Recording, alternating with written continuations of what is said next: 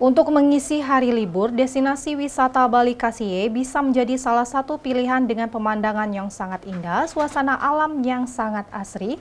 Saat terdapat perubahan di area tersebut, yaitu layaknya seperti di pantai.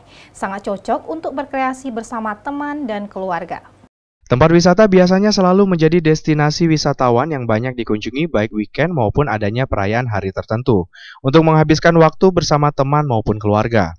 Salah satunya wisata Sungai Kasie, Kota Lubuk Linggau, kini dirubah menjadi Bali Kasie. Karena dibuat layaknya pantai, makanya wisata ini disebut wisata Bali Kasie. Wisata Bali Kasie ini berada di Kelurahan Lubuk Tanjung, Kecamatan Lubuk Linggau Barat 1, Kota Lubuk Linggau. Terdapat ada perubahan di area wisata Bali Kasie ini, tentunya menambahkan daya tarik wisatawan untuk datang ke Kota Lubuk Linggau. Pengelola Bali Kasie, Pendi, menyampaikan untuk tiket masuk ke area Bali Kasie ini hanya Rp2.000 per orangnya, dan untuk keamanan parkirnya hanya Rp5.000 saja. Kembali dirinya menyampaikan untuk makanan yang dijual di area Bali Kasie tersebut sangat terjangkau oleh wisatawan.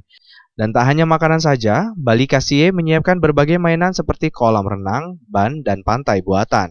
Gimana itu, Pak? Tiket kita tetap di Rp2.000 per orang. Kalau masalah keamanan gimana, Pak? Masalah keamanan ya kita jaga aman di sini. Aman ya.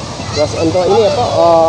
Masalah makanan atau ini kalau beli banyak sih, Pak? Banyak di sini. Ya. Harganya gimana, Pak? Kalau harga ya murah meriah.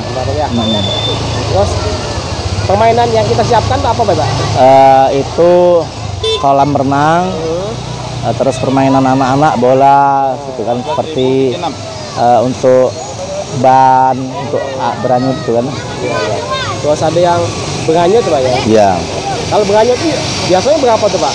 Sewa ban tuh, Pak? Kalau untuk sewa ban masih tetap 10.000. Kalau yang kecil 5.000. Terus lanjut. Ban besar tuh, Pak ya? Ya, kalau ban besar 10.000. Kalau di pondok-pondok itu gimana, Pak ya? Kalau pondok-pondok gratis kita. Gratis, Pak ya? Gratis. Kalau khusus.